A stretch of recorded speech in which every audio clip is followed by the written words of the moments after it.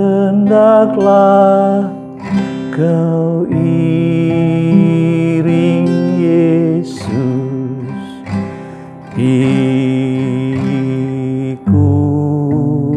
salib. Jangan takut dan gelisah, pikul salib.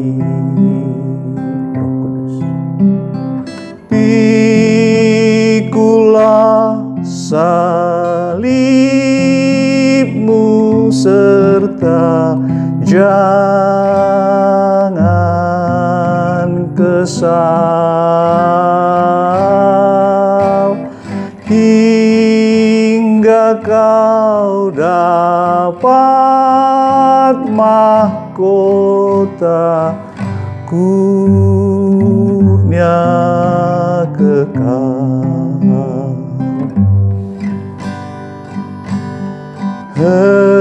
Hendaklah kau iring Yesus pikul salib.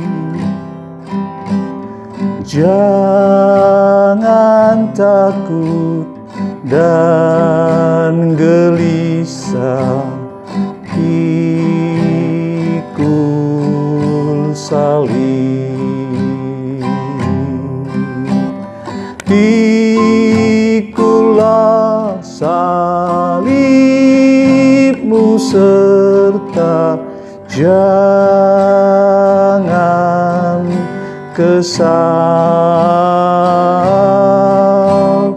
hingga kau dapat mahkota kurnia kekal.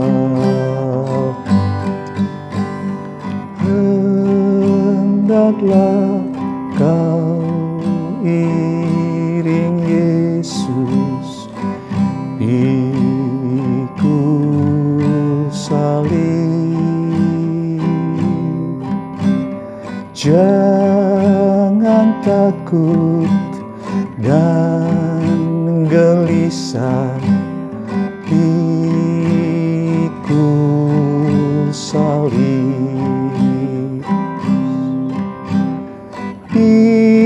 Pikulah salibmu serta jangan kesal,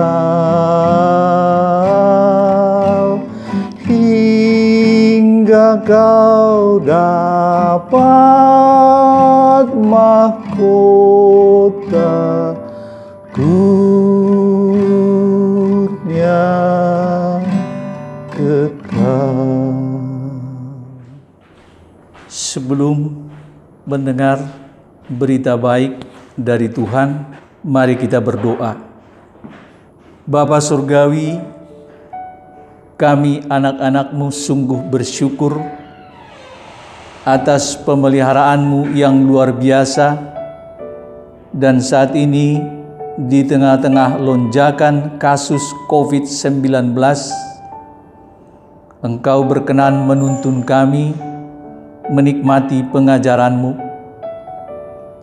Kami memohon Roh Kudus menolong kami agar kami dapat memahami firman-Mu dengan baik, menyimpannya dalam hati kami, melakukannya di dalam kehidupan kami, dan menikmatinya menghidupi kami.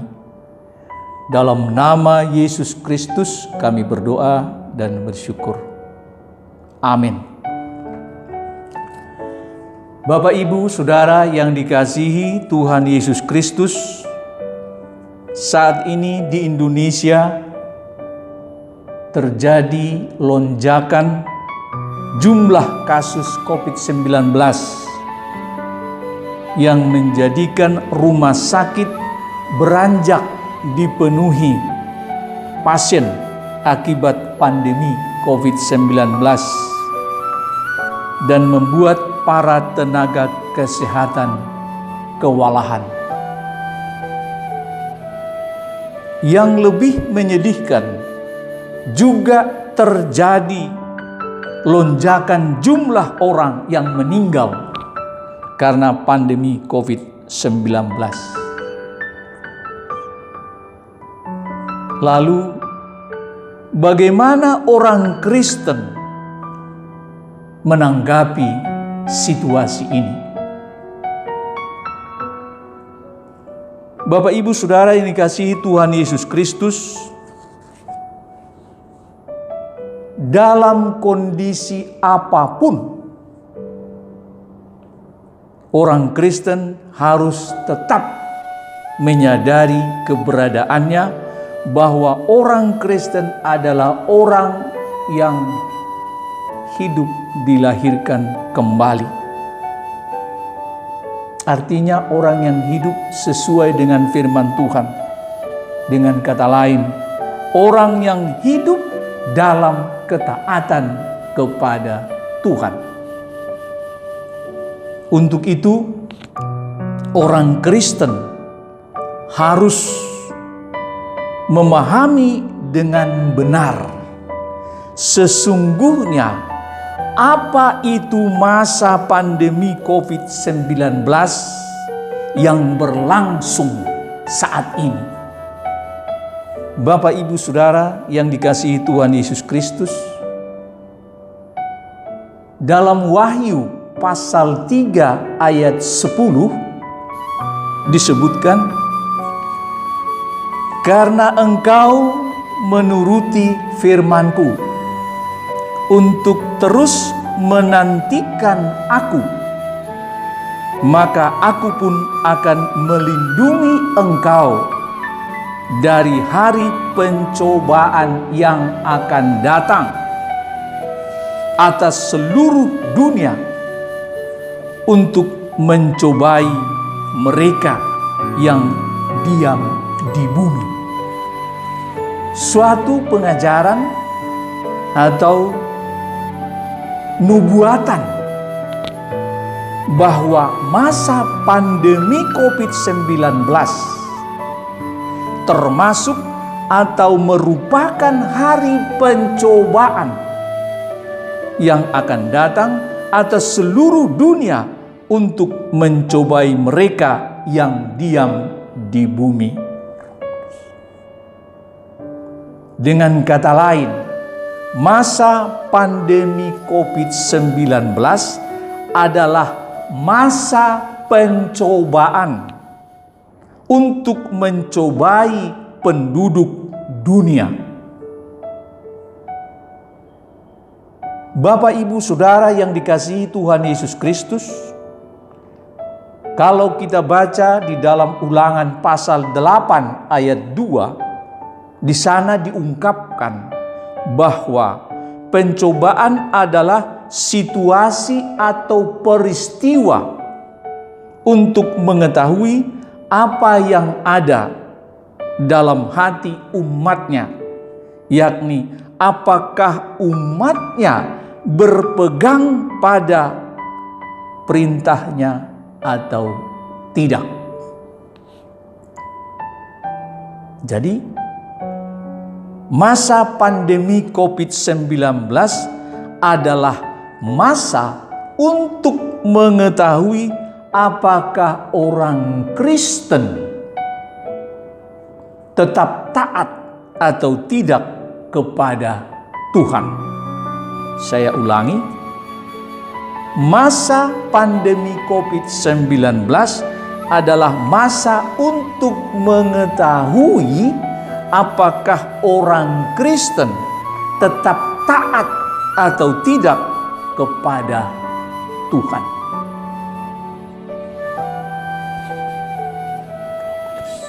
Bapak, Ibu, Saudara yang dikasihi Tuhan Yesus Kristus, orang yang taat kepada Tuhan adalah orang yang mau mengikut Yesus. Dan orang yang mau mengikut Yesus adalah orang yang memikul salibnya setiap hari. Pada kesempatan ini, mari kita dengarkan pengajaran Tuhan.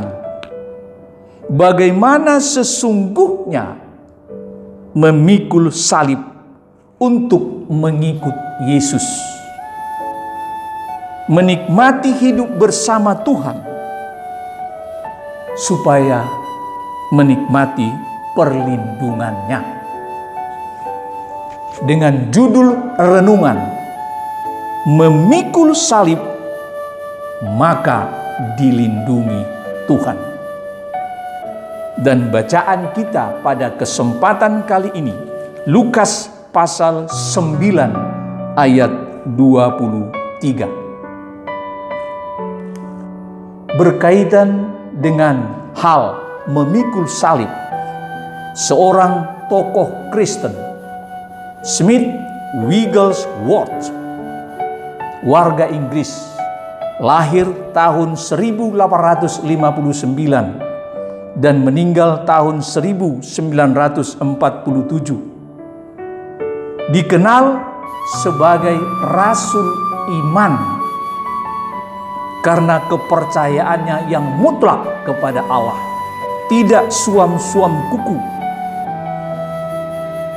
yang semasa hidupnya mengikuti perjamuan kudus setiap hari. Dalam masa pelayanannya, membangkitkan 20 orang mati dan menyembuhkan banyak orang sakit. Menyampaikan hasil pengamatannya bahwa dari ribuan mimbar di seluruh dunia dikhotbahkan dan diajarkan bahwa salib kita adalah kesukaran yang kita hadapi, penyakit yang kita derita, kemunduran finansial yang kita alami. Semua ini jauh sekali dari kebenarannya, karena bertentangan dengan penjelasannya. Jadi, suatu pengungkapan bahwa berbicara salib adalah berbicara penderitaan jasmani jauh sekali dari kebenaran. Sebagai orang yang dilahirkan kembali, mari kita telusuri apa kata Alkitab. Dalam bacaan renungan Lukas pasal 9 ayat 23, Yesus berkata kepada murid-muridnya, "Setiap orang yang mau mengikut aku, ia harus menyangkal dirinya, memikul salibnya setiap hari, dan mengikut aku." Menyangkal diri artinya menolak pengakuan diri manusia lama, manusia jasmani. Sedangkan memikul salib adalah tingkatan tertinggi dari menyangkal diri, yakni mati bagi keakuan. Bapak, Ibu, Saudara yang dikasihi Tuhan Yesus Kristus, sesungguhnya berbicara salib adalah berbicara tentang kematian. Berbicara salib dalam penyaliban Yesus ternyata tidak hanya menyangkut kematian Yesus, tetapi juga menyangkut kematian manusia lama. Disebutkan dalam Roma pasal 6 ayat 6 bahwa manusia lama kita telah turut disalibkan supaya tubuh dosa kita hilang kuasanya, agar jangan kita menghambakan diri lagi kepada dosa. Juga ditegaskan dalam Galatia 2 ayat 19b, "Aku telah disalibkan dengan Kristus," kata Paulus. Jadi ungkapan memikul salibnya adalah lebih dari menolak pengakuan diri manusia atau manusia lama. Saya ulangi, ungkapan memikul salibnya adalah lebih dari menolak pengakuan diri manusia jasmani atau manusia lama. Menundukkan kehendak bebas kepada Tuhan dengan membiarkan kehendak Tuhan, firman Tuhan leluasa berkarya di dalam kehidupan. Dengan kata lain, mati bagi keakuan, hidup bagi Kristus. Itulah memikul salib.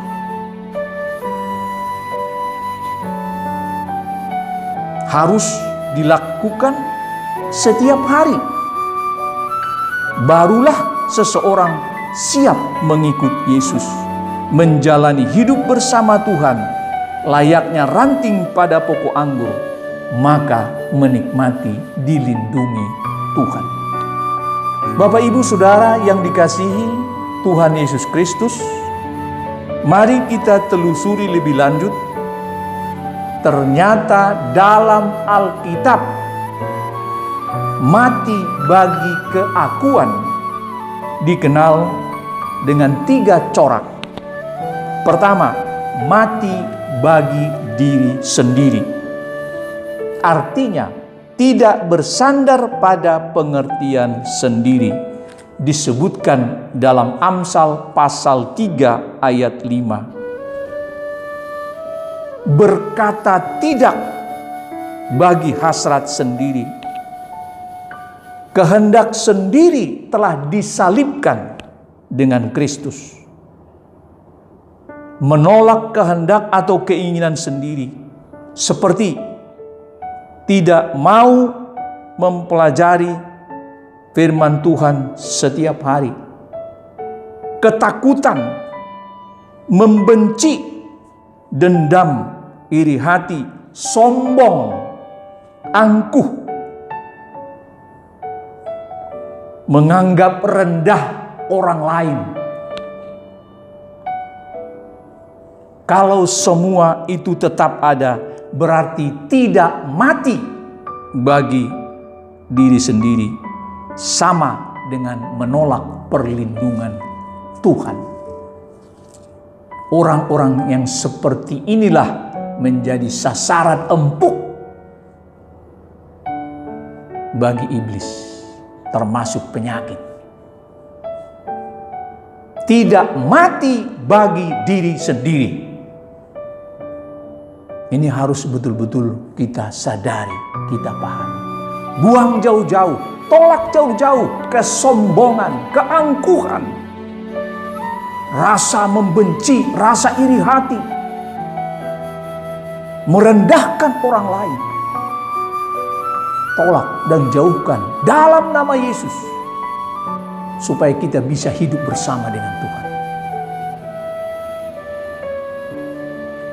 Khususnya dalam masa pandemi COVID-19 saat ini, antara lain menolak kehendak sendiri, seperti tidak menaati protokol kesehatan. Itu harus kita tolak. Tidak memakai masker, tidak menjaga jarak, tidak mencuci tangan dengan sabun, tidak menjauhi kerumunan, tidak membatasi aktivitas keluar rumah. Membiarkannya berarti tidak mati bagi diri sendiri, sama dengan menolak perlindungan Tuhan. Corak yang kedua, mati bagi dosa. Artinya telah bebas dari dosa. Disebutkan dalam Roma 6 ayat 7. Tidak menghambakan diri lagi kepada dosa. Dengan kata lain, kalau jatuh ke dalam dosa, segera bangun kembali.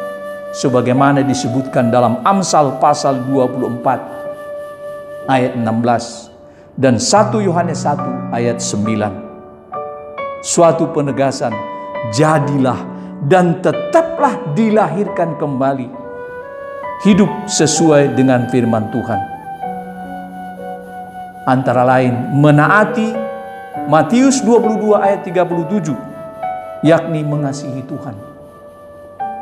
Menaati Matius 22 ayat 39, yakni mengasihi sesama.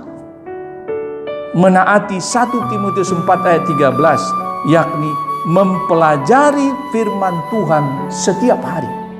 Khususnya dalam masa pandemi COVID-19 saat ini, jangan sekali-kali melanggar firman Tuhan.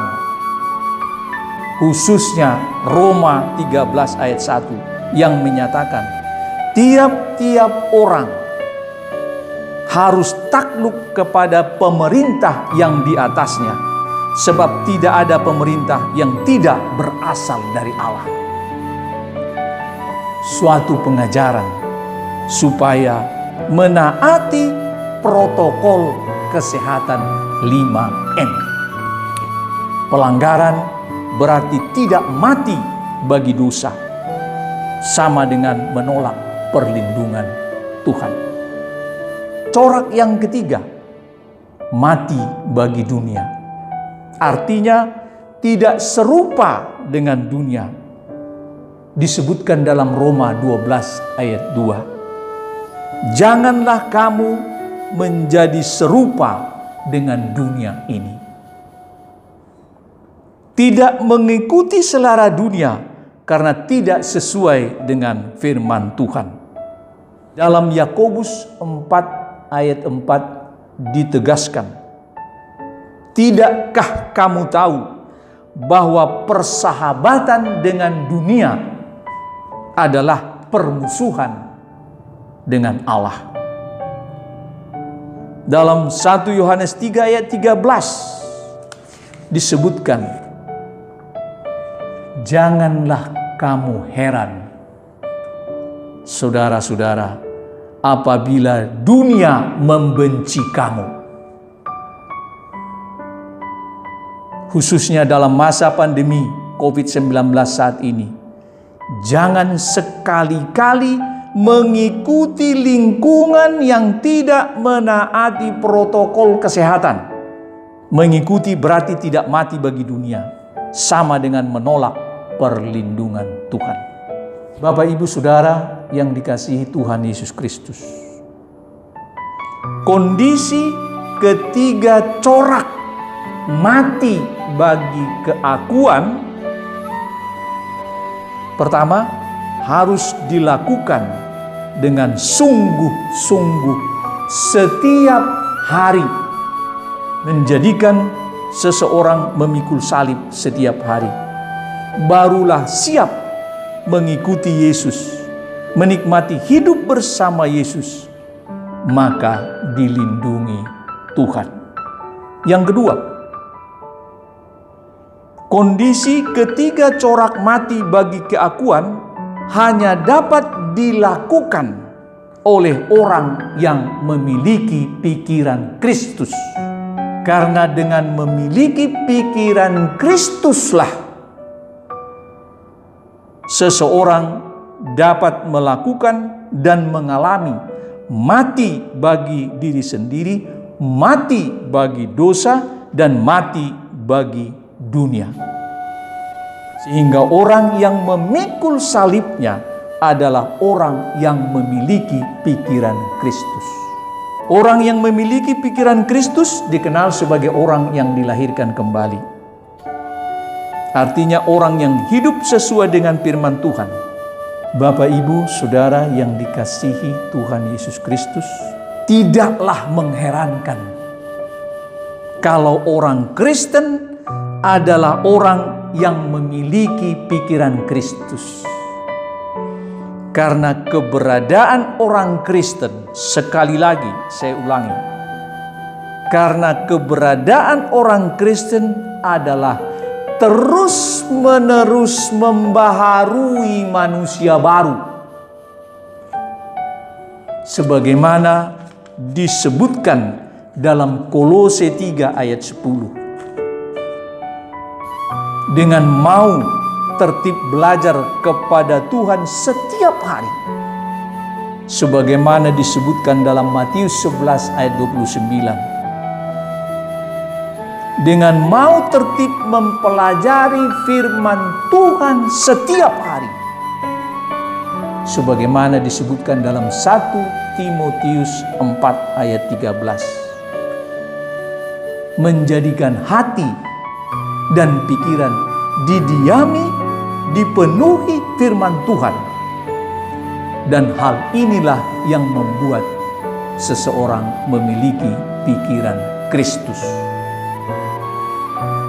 Sebagaimana disebutkan dalam 1 Korintus 2 ayat 16b. Bapak, Ibu, Saudara yang dikasihi Tuhan Yesus Kristus,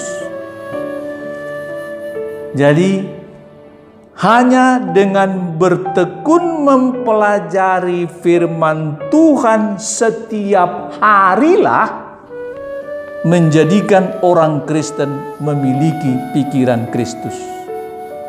Menjadikan orang Kristen memikul salibnya yang harus dilakukan setiap hari, barulah siap mengikut Yesus, menjalani hidup bersama Yesus, maka menikmati perlindungan Tuhan. Ditegaskan dalam Wahyu 3 ayat 10. Karena engkau menuruti firman-Ku, artinya memiliki pikiran Kristus, untuk terus menantikan Aku, artinya hidup dalam ketaatan kepada Tuhan, maka Aku pun akan melindungi engkau dari hari pencobaan yang akan datang atas seluruh dunia, untuk mencobai mereka yang diam di bumi. Selamat memikul salib setiap hari, selamat mengikut Yesus, selamat hidup bersama Yesus, selamat dilindungi Tuhan, selamat tetap menghasilkan buah yang banyak bagi kemuliaan Tuhan. Sebagai penutup, mari kita dengarkan sabda Yesus dalam Markus pasal 5 ayat 36. Jangan takut, percaya saja. Untuk itu tetaplah rendah hati. Tuhan Yesus memberkati. Amin. Mari kita tutup dalam doa. Bapa Surgawi, kembali kami bersyukur atas bimbingan-Mu. Kami telah mendengarkan pengajaran-Mu, supaya kami tetap memiliki pikiran Kristus, menjadikan kami hidup memikul salib setiap hari, dan siap mengikut Yesus, hidup bersama Tuhan, dan menikmati perlindungan Tuhan. Khususnya dalam masa pandemi COVID-19 saat ini, sehingga kami tetap menghasilkan buah yang banyak, memuliakan Tuhan.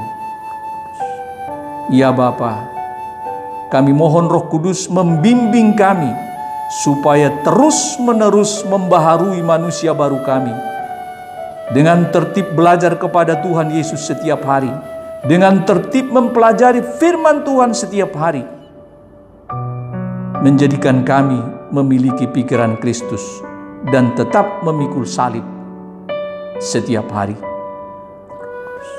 Bapa Surgawi, hanya dengan kuasa-Mu saja lonjakan kasus COVID-19 dapat teratasi. Demi anak-anak-Mu, kami memohon kuasa-Mu, belas kasihan-Mu dan pemeliharaan-Mu bagi bangsa dan negara kami, Indonesia. Bapa Surgawi, kami percaya telah menerima permohonan kami, dan Tuhan Yesus Kristus dimuliakan. Dalam nama Yesus Kristus kami berdoa dan bersyukur. Amin.